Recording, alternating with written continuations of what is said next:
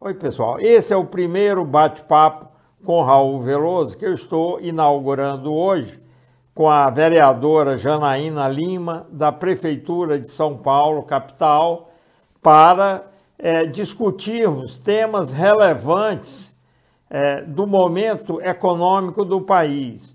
A vereadora tinha me convidado para participar de um debate sobre Previdência lá na comissão que ela, à época, presidia na Câmara dos Vereadores de São Paulo. E agora eu estou retribuindo e desejando que ela aproveite bastante a atualização daqueles temas que nós discutimos lá no momento difícil que nós estamos vivendo, que é esse momento pós-pandemia e que nós vamos ter de ser muito criativos para engatar políticas de retomada da atividade econômica o mais rápido possível.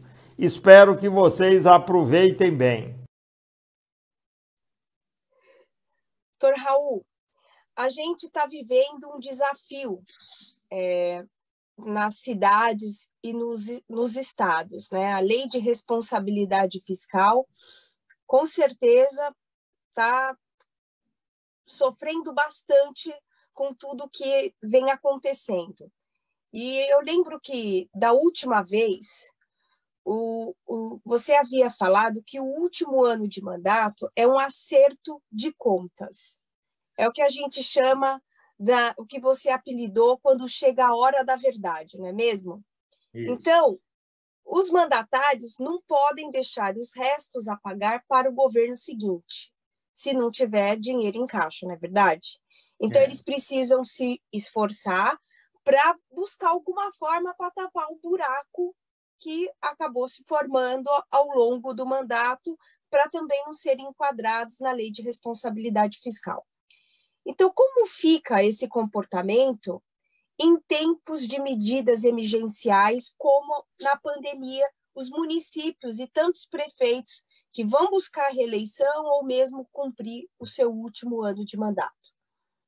Muito difícil para eles, muito difícil. É uma situação realmente fortemente atípica, porque, na verdade, ela já vem atípica de vários anos para cá. O que está acontecendo depois da pandemia é um segundo choque. Nós tivemos um choque lá atrás e agora estamos tendo um segundo choque. Então, vai ser muito difícil para os municípios e os estados, olhando para os que são mais fáceis de apurar os dados, para mim, porque são menos entes e os dados estão mais disponíveis, né? Todos eles vinham de uma situação bastante difícil, como eu disse, que aí eu vou caracterizar para vocês, seus ouvintes, como que isso estava e agora como vai ficar. Eu acho que a lei de responsabilidade fiscal, infelizmente, vai ter de tirar férias. Não vai dar para cumpri-la, na maioria dos casos. Aí os tribunais de contas vão ter de ver como eles vão encarar isso. Eu não tenho os números da Prefeitura de São Paulo, como eu disse, mas ela é comparável a estados de grande dimensão. Então, o problema é muito parecido.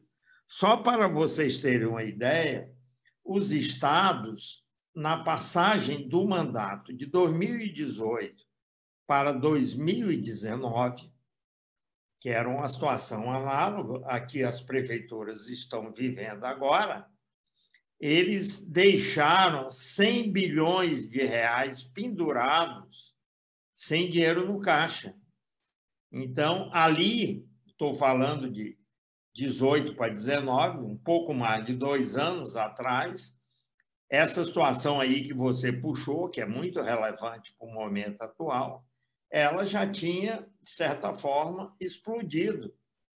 E se eles fossem seguir ao pé da letra a lei, vários governadores teriam de ser punidos rigorosamente com várias penalidades que existem, previstas para isso. Por quê? Porque, na verdade, acumularam-se déficits nos 4 anos daquele mandato que se encerrava em 18, e, no final, eles não tiveram como... Normalmente, o que é que eles fazem? No último ano, como você falou, fazem uma espécie de acerto de contas. Só que lá eles foram acumulando, somando tudo, chegou em 100 bilhões de reais. E isso tem uma razão muito importante, até porque foi a razão pela qual a gente se conheceu lá atrás. O X dessa questão, então, vamos dizer assim, eu estou falando de 2 choques. Um é esse que eu mencionei, e o outro é a pandemia. O primeiro, ele tem origem fundamentalmente na Previdência. Os gastos com Previdência subiram muito de 2014 para cá. E como eles subiram muito nesses anos, então pegou ali o próprio mandato, de 14 a 18. Eles subiram. Os entes públicos, em geral, seguraram os gastos de investimento, que é a primeira coisa que se faz, infelizmente. Mesmo segurando os gastos de investimento, o conjunto dos estados, que eu, infelizmente, só tenho os números para eles, chegaram, no fim dos mandatos, devendo 100 bilhões a fornecedores, servidores e o que fosse. E isso não está resolvido. Os atrasados continuam aí. Alguma coisa foi acertada no primeiro ano, mas você vê que ali já entraram outros dirigentes. A partir de 2019, que foi o ano passado, entraram outros dirigentes e começaram a tentar sanear esses passivos não reconhecidos formalmente. E aí eu presumo, pelo que eu escuto e vejo, que os atrasados continuam por aí, dessa ordem de magnitude. E nós vamos encerrar, no caso dos estados, os mandatos no ano que vem, e lá nós vamos lá enfrentar o mesmo tipo de situação. Os municípios. Nos municípios, eles têm menor capacidade de gastar. E como eles têm menor capacidade de gastar, eles também têm menor capacidade de deixar atrasos. E, por isso, vai ter um número, quando encerrar este mandato. Eu não sei a situação de São Paulo, mas eu imagino que seja difícil, e os tribunais de contas vão ter de interpretar isso para não violar a lei e não reconhecer minimamente que tem um problema por aí. E este problema se chama Previdência. A esse problema se somou a questão dos efeitos da pandemia. Isso agora vai fazer uma espécie de um grande mexido que nós vamos ter de processar e ver o que fazer, porque são 2 grandes problemas que os municípios vão pegar exatamente no encerramento do mandato. Os estados não vão ter mais 1 ano e tal para ver o que é que pode sair aí, mas os municípios, o que acontece com os municípios que vão terminar os mandatos este ano? A arrecadação normal deles cai por conta da maior depressão da nossa história, é isso que eu estou dizendo, a maior da história. Dificilmente as estatísticas vão revelar uma queda do PIB mais profunda do que essa que nós estamos vivendo neste exato momento. Então, você imagina o efeito disso da atividade econômica e na tributação, na arrecadação de tributos. Muito grande. Caem as transferências para os que recebem as transferências e, nessas condições, há os gastos adicionais que vêm com a pandemia, principalmente na área de saúde, que uma parte, pelo menos, os municípios vão ter de arcar dos seus próprios orçamentos. Aí vai ter atrasados, investimentos sendo zerados, e aí depois a gente tem que discutir, na hora que a nossa conversa evoluir sobre o que fazer numa situação dessas. Os caminhos que há, eu, por acaso, tenho pensado muito, no caso de São Paulo, por acaso, não da prefeitura, mas dos municípios de São Paulo, e vou lhe explicar depois, se você se interessar, no plano já das soluções, mas você entendeu? É uma coisa que ninguém viu. Só para você ter uma ideia, essa coisa do buraco que veio dessa onda anterior, você sabe quanto foi? É que a União ela tem uma diferença fundamental com os entes subnacionais. Ela financia facilmente, ela nem discute muito, financia facilmente seus buracos. O que eu falei é que foram, nos mandatos anteriores, ocorrendo buraco. Tá. E, no fim do mandato, sobrou 100 bi, a despeito do que foi feito para cortar investimento, etc. A União não, ela vai financiando o buraco de cada ano através da emissão de moeda. Isso é uma coisa que ninguém sabe direito. Então, ela vai financiando por emissão de moeda. Depois também, se quiser, a gente pode discutir isso em mais detalhe. Ela vai, é porque eu não quero tomar conta do show. O show é seu. Eu sou um mero coadjuvante.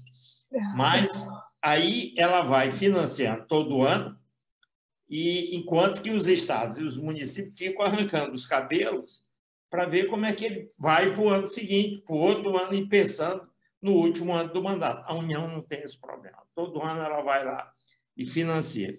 Você sabe quanto foi, sem incluir o serviço da dívida, que a União teve de déficit primário naquele mandato de 14 a 18? Na verdade, eu somei até 19, porque é o período pré-pandemia. Eu estou raciocinando não tanto pelo mandato, mas eu peguei 14, quando começou a piora da Previdência, 19, que é o último ano antes da pandemia. 5 anos. Ela acumulou déficits primários revelados pelas estatísticas do Banco Central, que faz um cálculo num certo conceito, que é o conceito de caixa, que é o que produz o menor resultado possível, de 620 bilhões de reais. Ou seja, 620 bilhões de reais foram financiados basicamente com a emissão monetária, sem muito sacrifício para as autoridades aqui fazendárias. Enquanto isso, todos os estados, todos os municípios ficaram correndo atrás de dinheiro para financiar seus buracos bem menores. Mesmo assim, e aí tem um probleminha, porque este cálculo, que dá 620 bilhões, para o conjunto dos estados e municípios, que o Banco Central também faz, deu um superávit acumulado de 33 bilhões naquele mesmo período, 14 a 19. Ora, isso é um superávit de 33 bilhões, isso é falso, porque esse cálculo do Banco Central só poderia ser feito para a União. Ele é feito no conceito de caixa. A União, como ela não tem restrição de caixa, o que ela registrar como despesa, ela paga. Não tem diferença entre competência e caixa. Só tem diferença entre competência e caixa quem é limitado na sua atividade de financiamento. Claro, eu e você temos de olhar essa diferença. A gente quer gastar tanto, mas só tem tanto. A diferença não vai aparecer nos cálculos. A União não, ela emite tudo que precisa, faz. Se eu der um passo atrás só nos estados, porque eu não tenho os dados de competência, que aí o conceito é outro, é o autorizado, só nos estados, nesse mesmo período, teve um déficit de 103 bilhões acumulado. Enquanto que a estatística do Banco Central mostra para estados e municípios um superávit acumulado de 33 bilhões. Inverteu o sinal.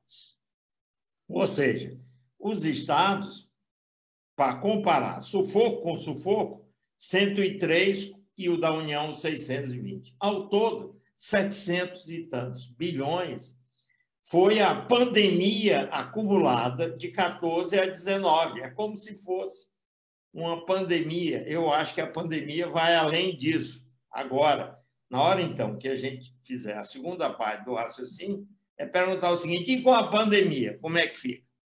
Que é o ano de 2020 e provavelmente 2021.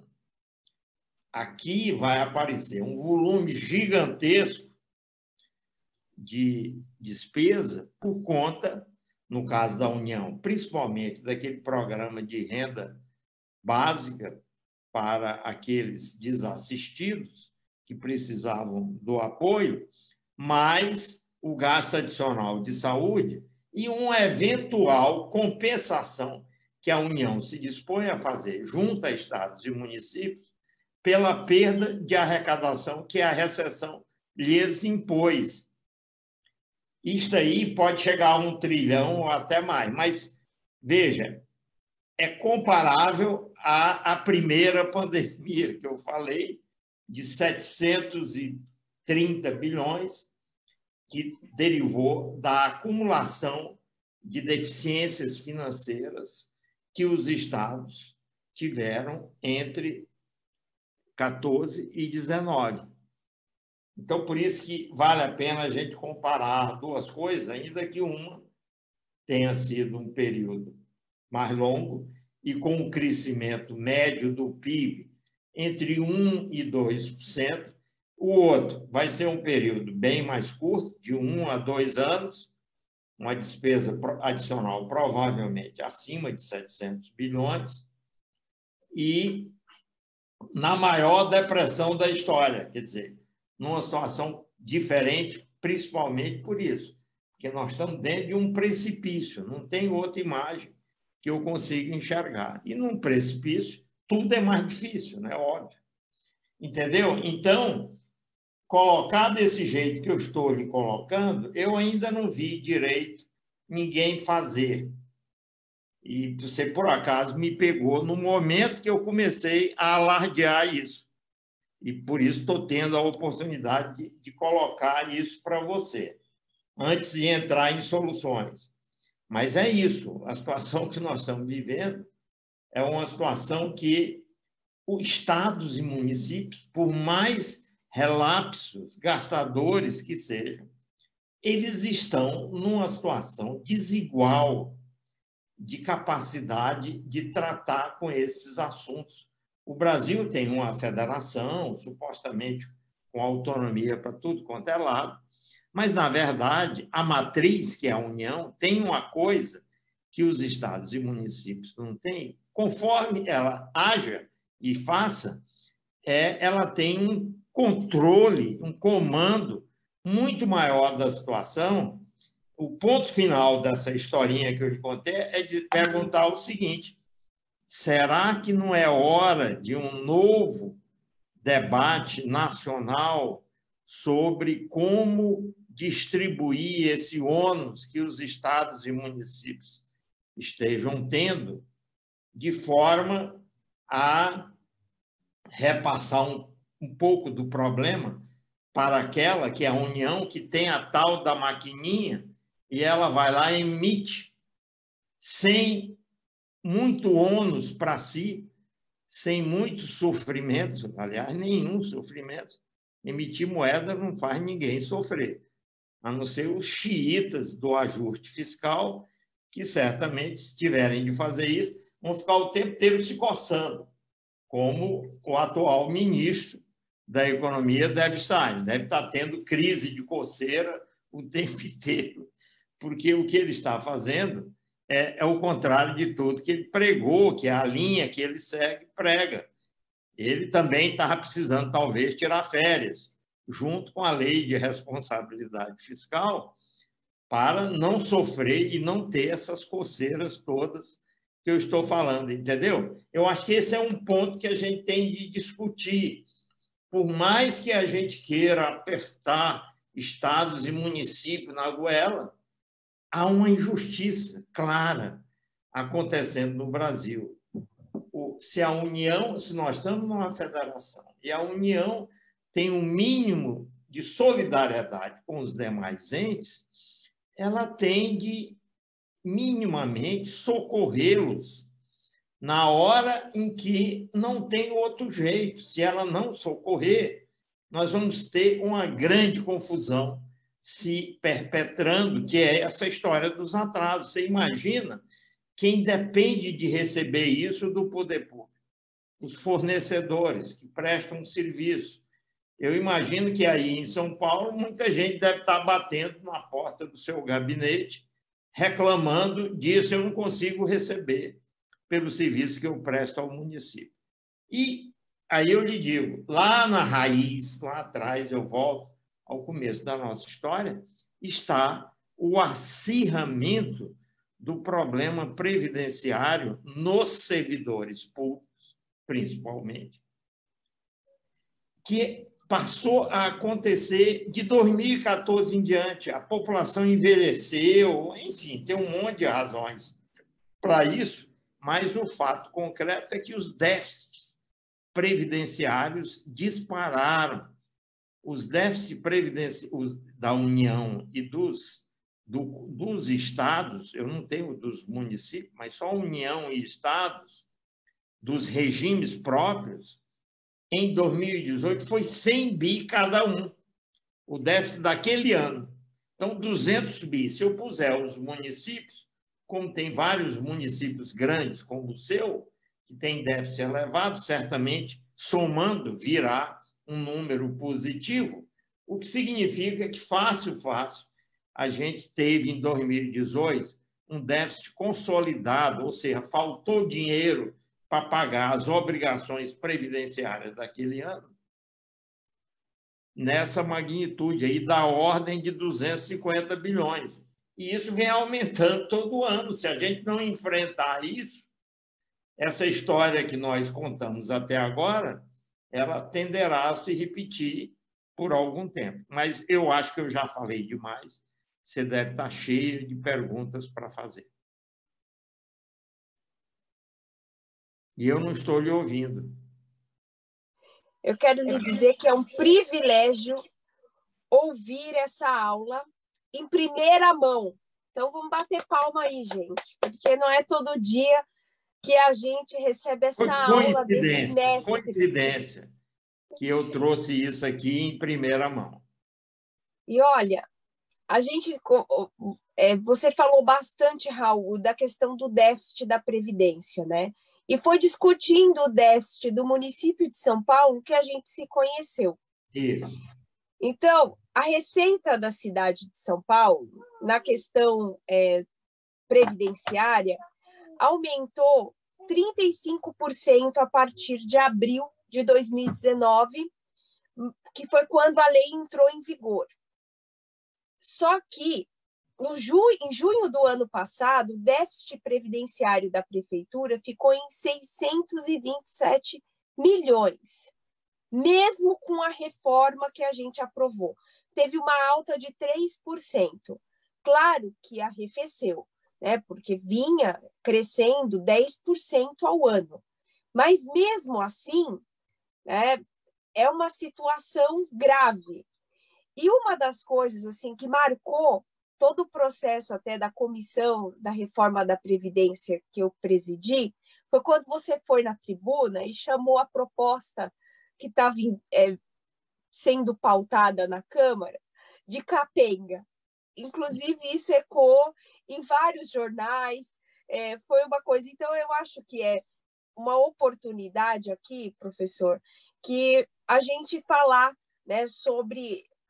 além de, obviamente, né, te agradecer pelas contribuições valiosíssimas, né, no texto final que foi aprovado, eu acho que assim, foi um passo importante, mas diante de todos os dados que eu te trouxe, até da sua análise lá, como o senhor avalia o resultado daquela reforma? Bom, ela, como você disse, ela reduziu a progressão do déficit, foi isso que ela fez.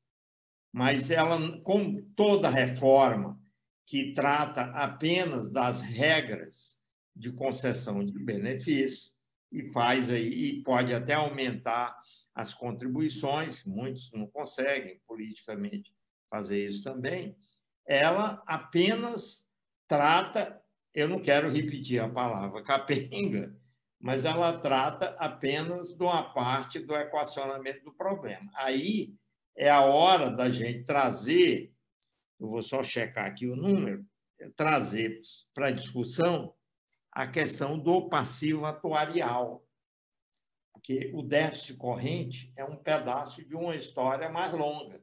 Se a gente olhar para frente, ou seja, se olhar no ano, tem um déficit lá para financiar. Tem déficit que está ruim. A situação ideal é não ter déficit, ou seja, você ter tomado as providências que façam com que os déficits anuais desapareçam ao longo dos próximos, vamos dizer, 50 anos, que é o cálculo, normalmente, que a gente faz. O que a gente faz? Projeta os déficits nos próximos 50 anos, ano a ano, né? Olha para frente, e coloca, aí soma de volta os déficits, ano a ano. Aí isso nos dá o passivo. Claro, a gente desconta os valores futuros por uma taxa de juros, uma taxa de juros. Hoje, por acaso, as taxas de juros estão bastante baixas. Não vai fazer muita diferença, mas faz alguma. Reduz o passivo quando a gente desconta os valores futuros pela taxa de juros. Mas, feito isso, chega-se a um passivo. Eu trouxe o número do passivo atuarial dos estados e dos municípios, aí eu pude incluir os municípios, que foi calculado muito recentemente, esse número eu tenho, como poucos têm, ele é um passivo da ordem de 4, se eu não me engano, eu estou procurando aqui nas minhas anotações, mas ele é da ordem de 4 trilhões, se eu somar todos os estados, todos os municípios, ao fazer essa soma, ano por ano, descontando pela taxa de juros. Neste cálculo aqui, foi suposta uma taxa de juros de 5%, talvez esteja exagerado. Então, seria um pouco maior do que isso. Mas, para um PIB, no ano de 2019, que foi calculado por fim de 2019, um PIB da ordem de 7 trilhões.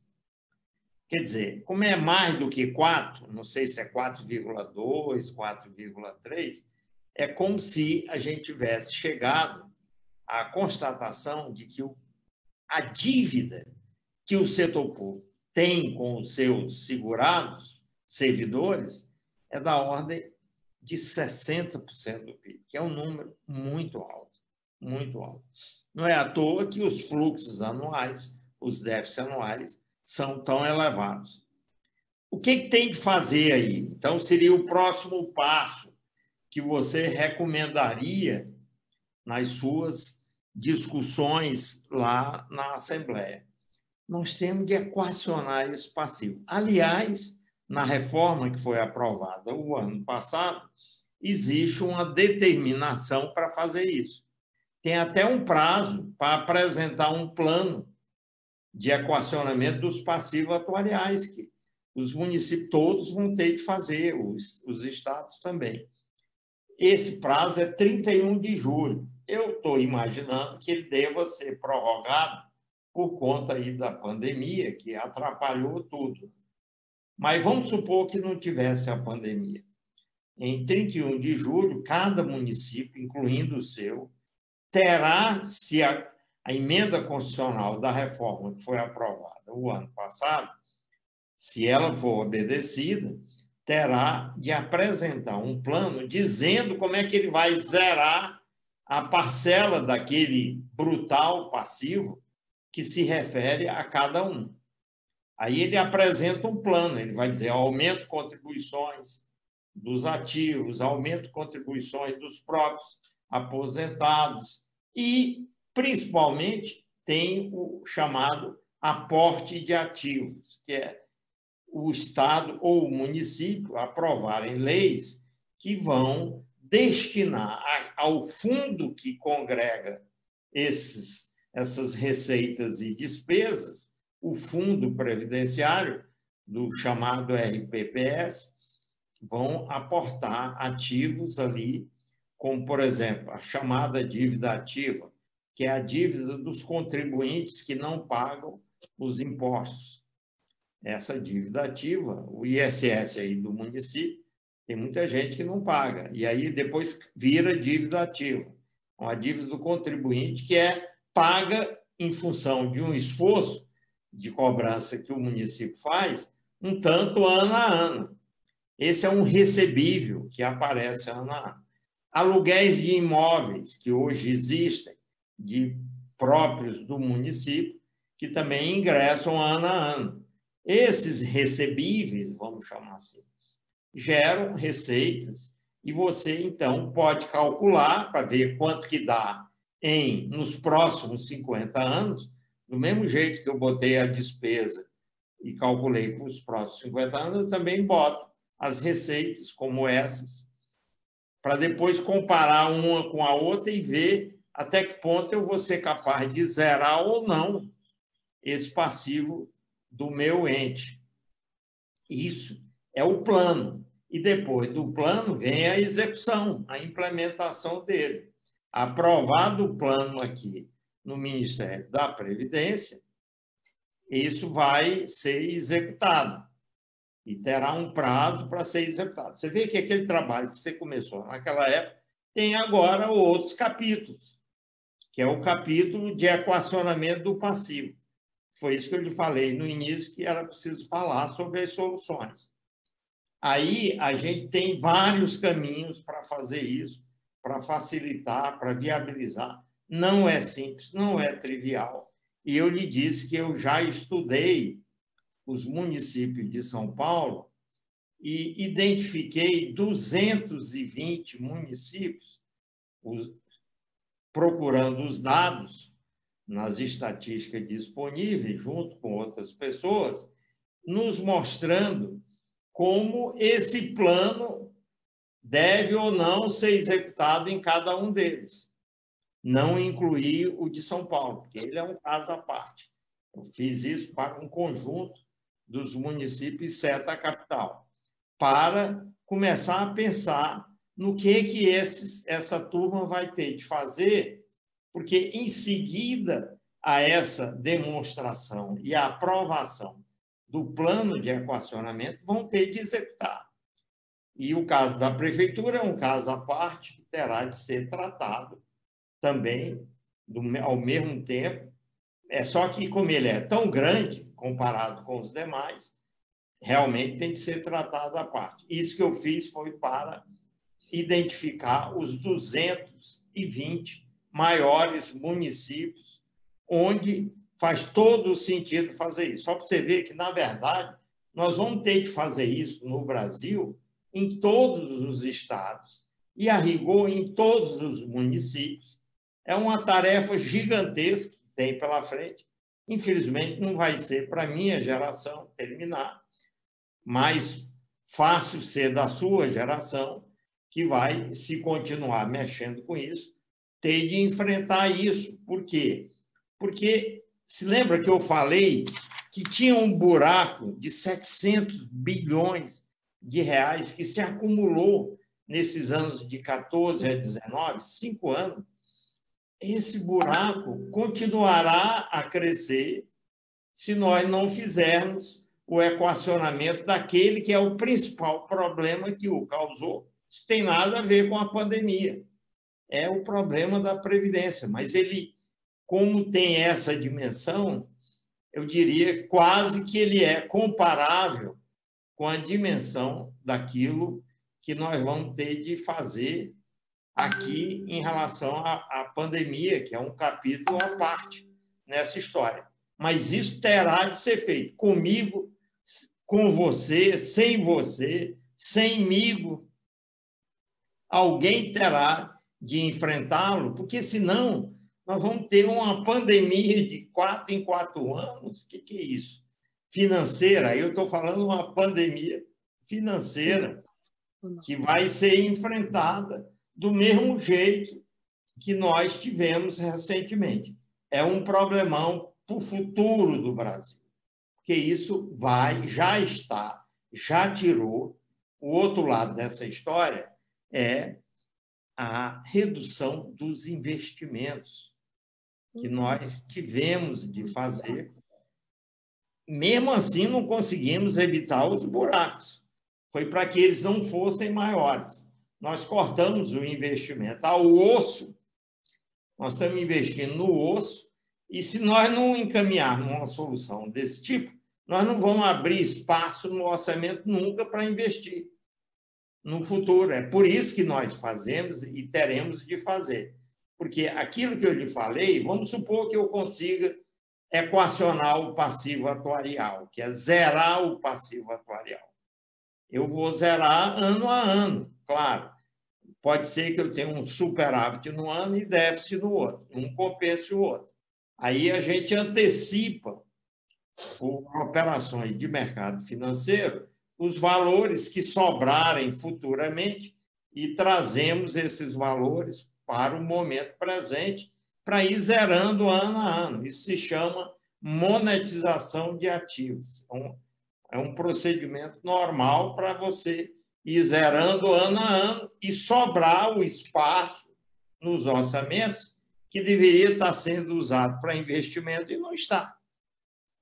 Então, é uma senhora tarefa pela frente e nós temos de começar, que é mudar regras, mobilizar ativos, redirecionar ativos e fazer a zeração desses passivos e a abertura de espaço para investimento. Eu imagino que aí está se investindo muito pouco no município de São Paulo.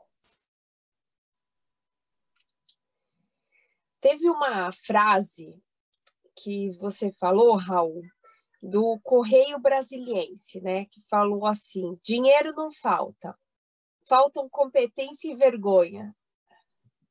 Exagerei um pouco aí, talvez. Imagina.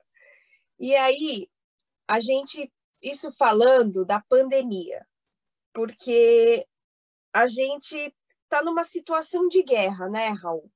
A gente está vendo na prática o que acontece, né, com os estados e municípios, é muito porque todo o sistema de saúde é muito precário, né, no Brasil.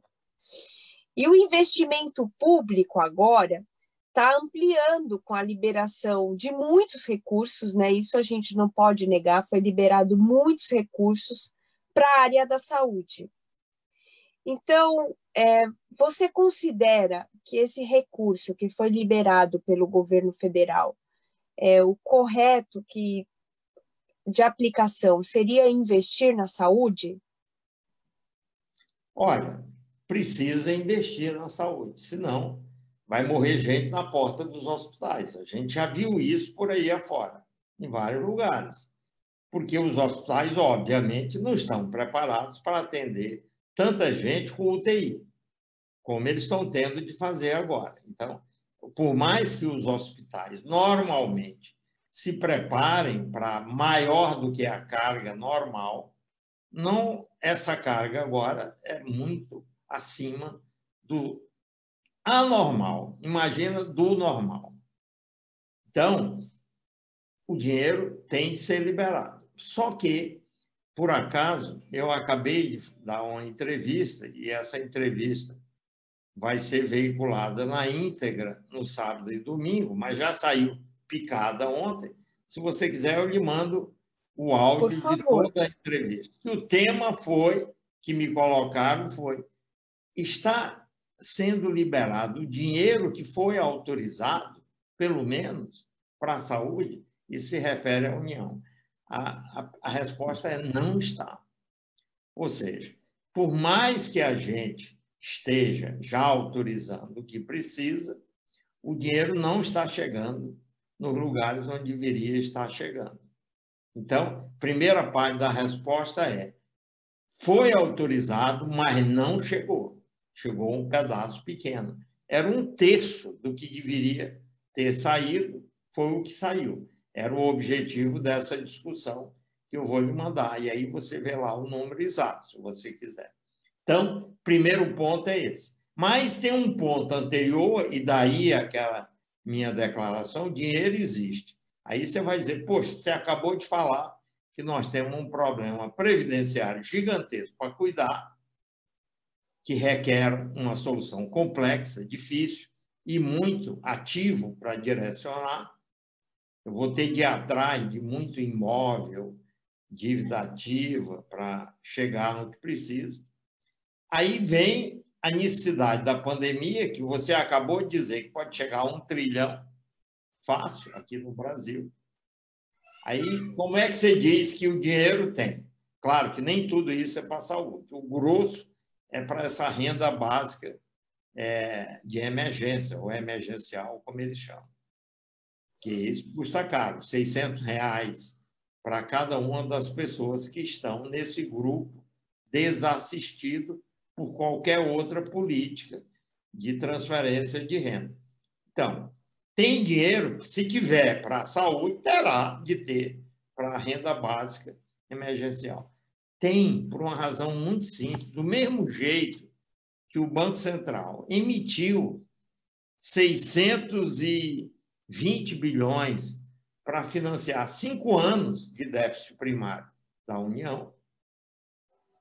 Uma outra discussão, que eu não sei se eu acho que não dará tempo para fazer aqui, é como é que ele emitiu mesmo, ou ele emitiu dívida, títulos, foi dinheiro, acredite, e a gente pode discutir isso. Como é que ele fez?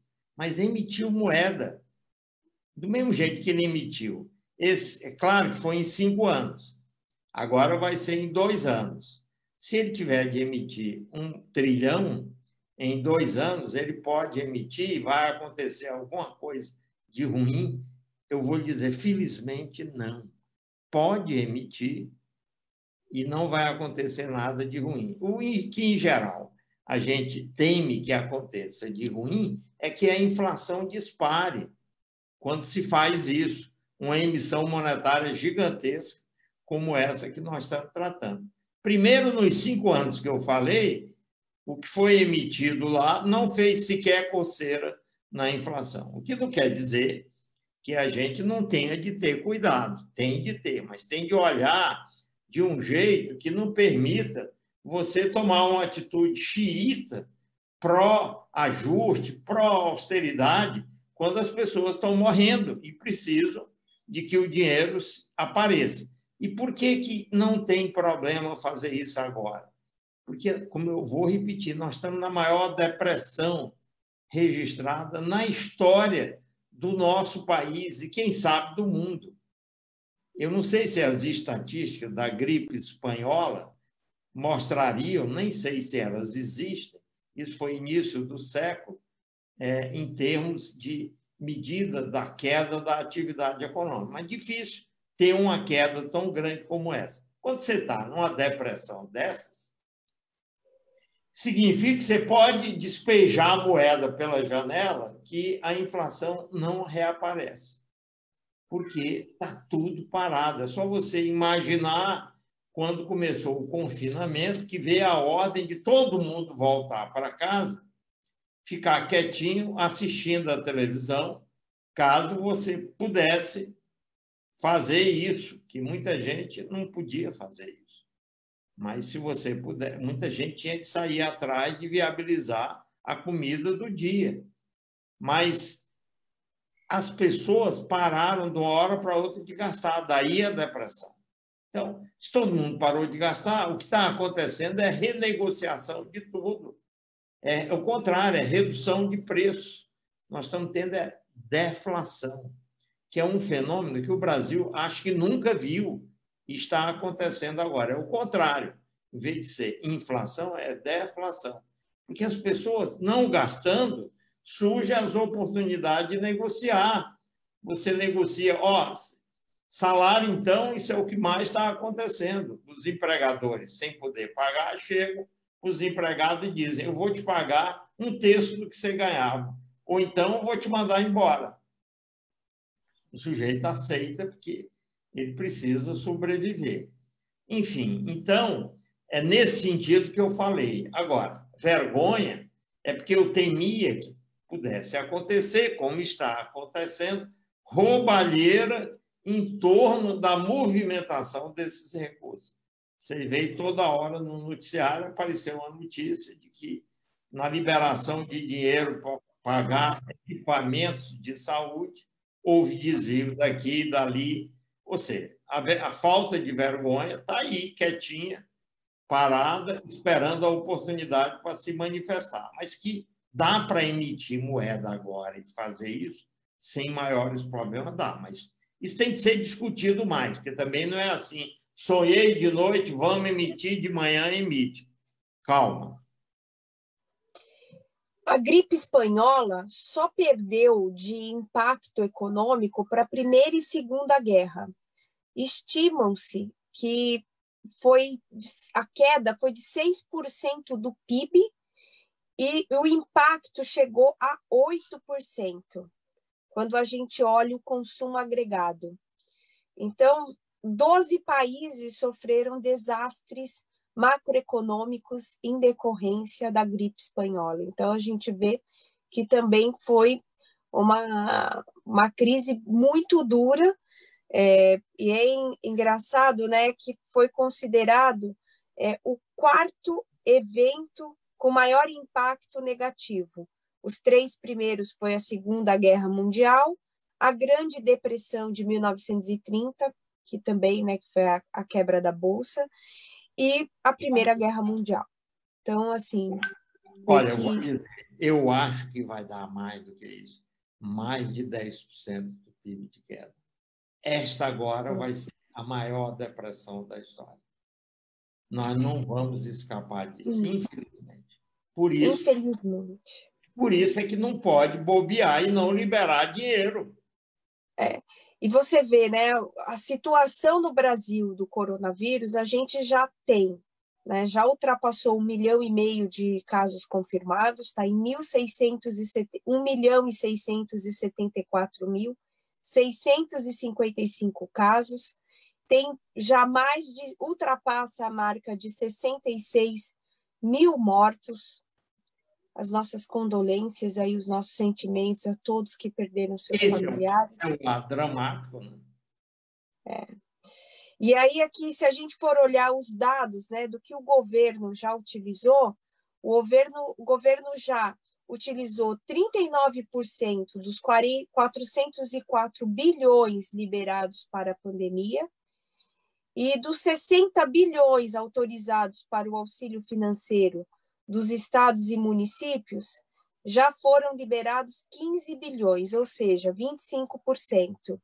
E o nível de endividamento não muda, né? Porque, segundo o relatório lá da Exposição da União à Insolvência dos Entes Subnacionais, a dívida bruta dos estados e municípios com a União já ultrapassa a marca de 908 bilhões de reais.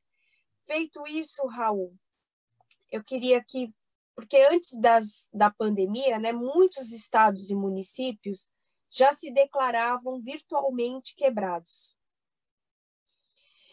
E agora essa situação só se agrava, né?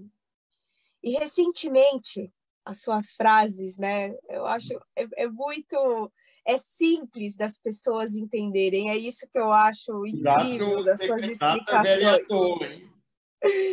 E que você disse, né, sobre o projeto exatamente de socorro federal aos estados, que os governadores vão começar a dissecar esse cadáver porque esse assunto já está morto e virá nova rodada de pressão. Como você enxerga a gestão das finanças públicas por parte dos nossos governadores e prefeitos? Os gestores agora precisam fazer algo para reduzir esse estrago? Acho que sim. Eu lamento ver, essa é a impressão que eu tenho, que há uma percepção muito incompleta do problema e da sua dimensão por parte, principalmente, dos dirigentes de estados e municípios. Eles não estão vendo direito isso que eu estou falando. Olha só o tamanho desse negócio que eu disse, como deveria fazer as pessoas repensarem. No espaço de 5 anos, a União financiou déficits primários de sua própria geração da ordem de 600 bilhões de reais.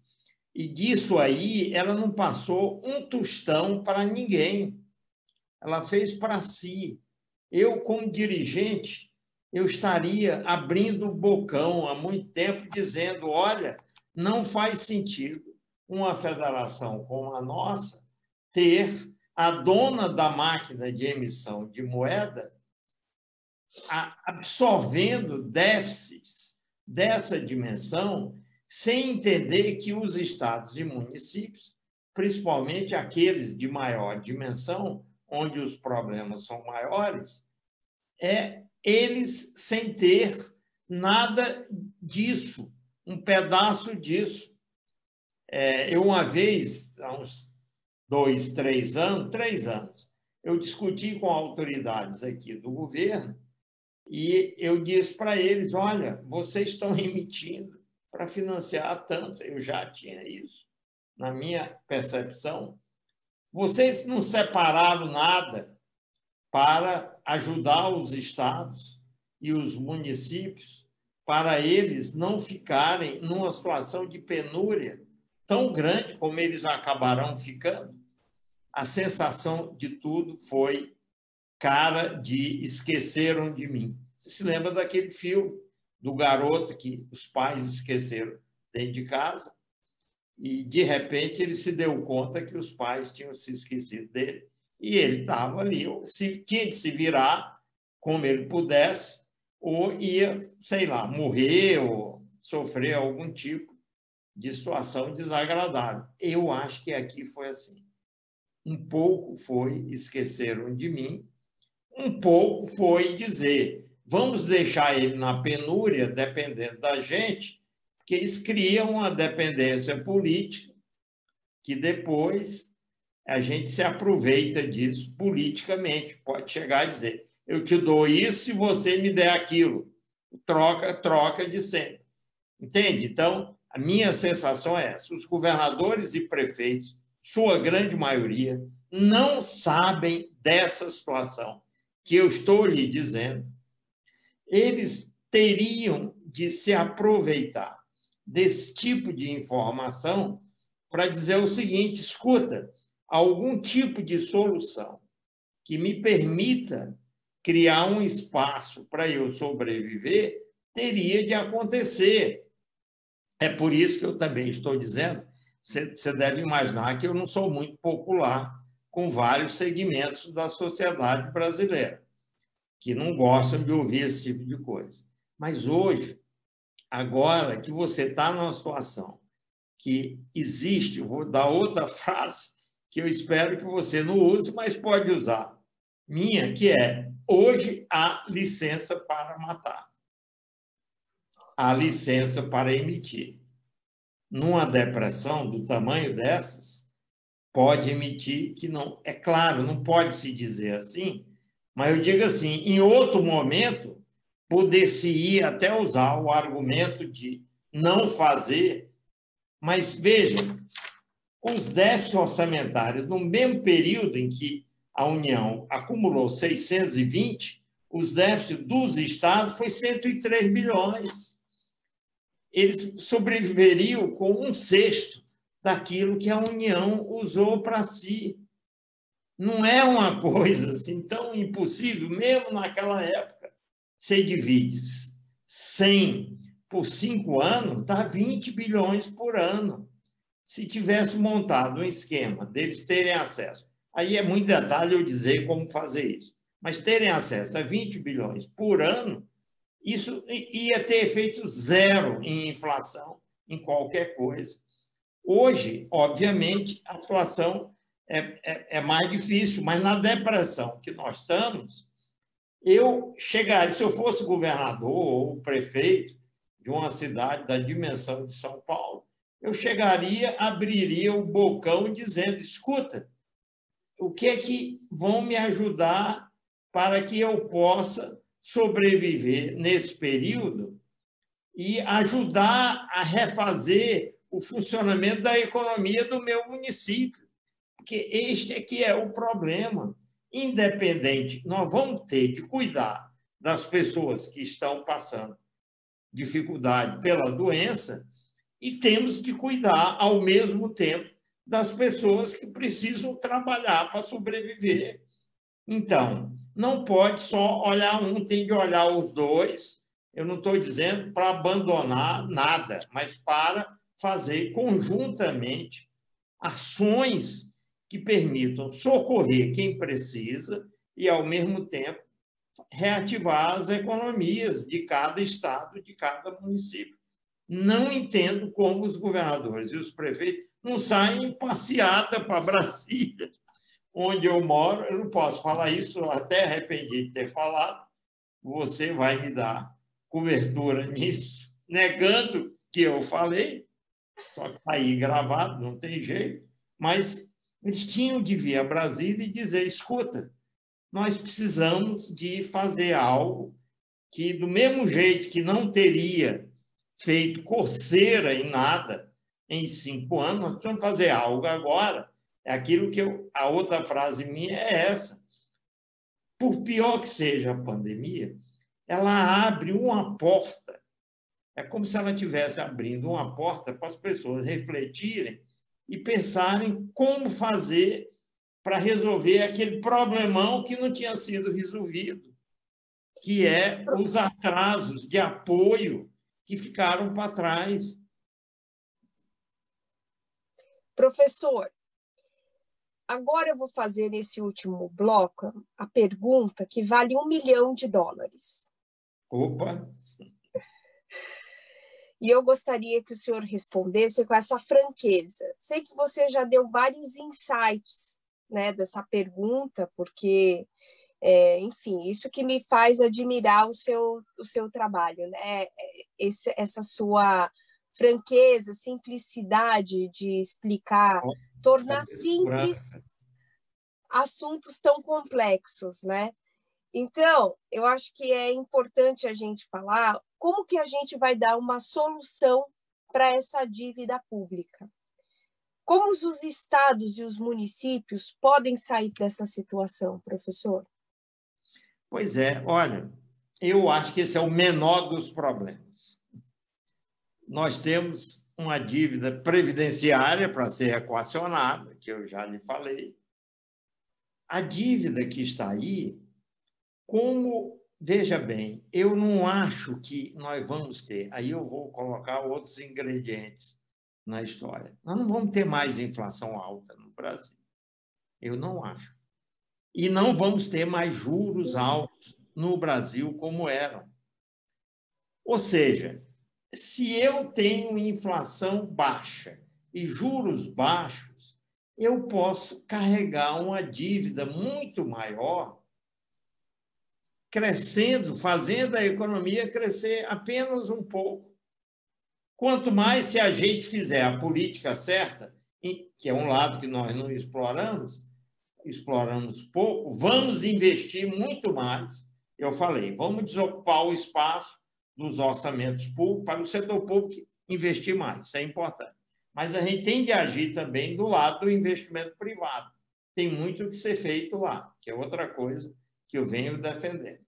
E aí, se der tempo, a gente fala disso. Mas o que eu estou dizendo é o seguinte, sabe por quê? Porque está provado cientificamente que, se não investir em infraestrutura, as economias não aumentam a produtividade, não crescem mais a renda per capita, e pasme você, tem estudo demonstrando isso, nem melhora a distribuição de renda.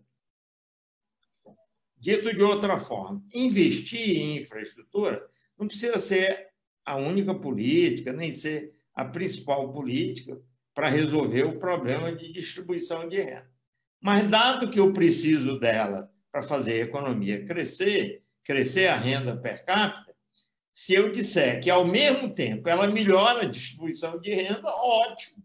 Mais uma razão para perseguir aumento do investimento. Esse é que é o norte que nós temos de ter. Porque se eu tenho o norte certo, aí eu volto para trás e chego no que você perguntou. Como é que nós vamos pagar essa dívida? Dito de uma maneira bem simples, é isso que você me perguntou.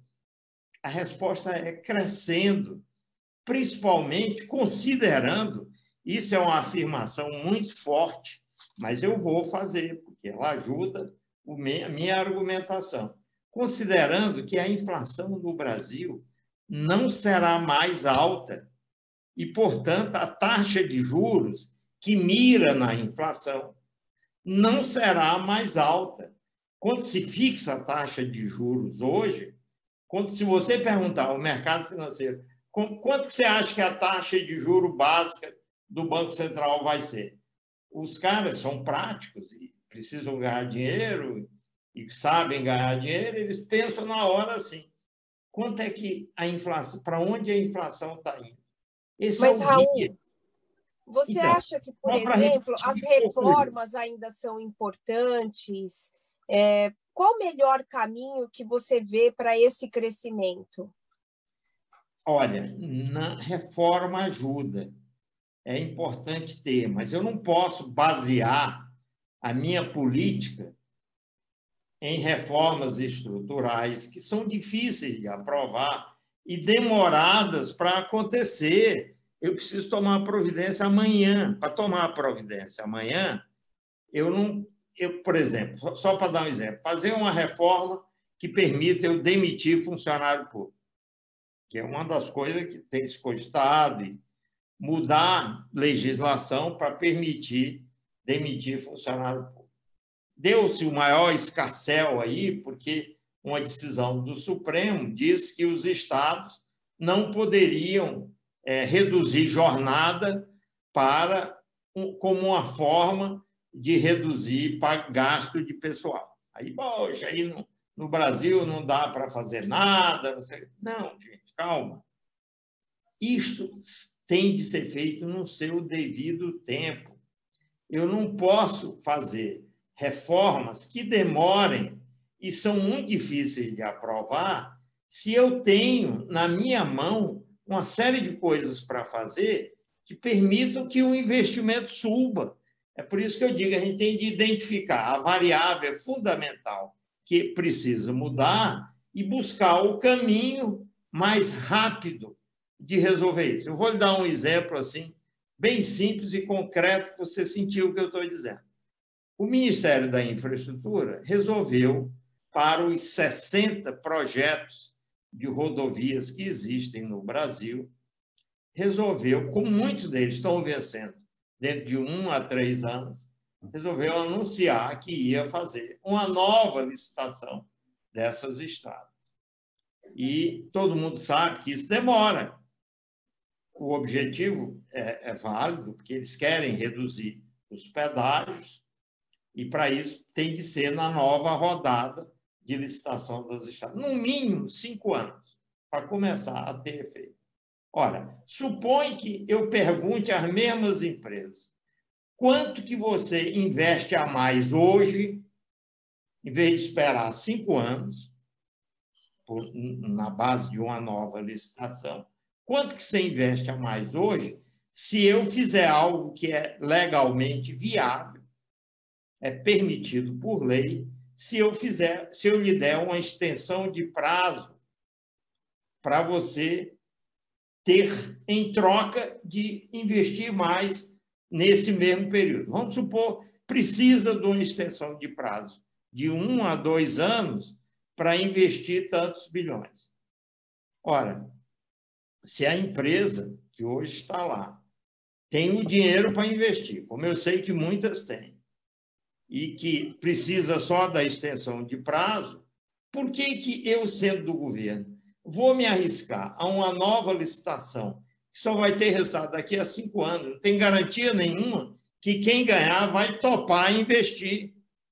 Se eu tenho hoje, quem está lá, a lei permite que faça isso e que vai investir um certo tanto. Eu fiz um levantamento, pasme você, para não dizer que eu estou falando assim de achismo.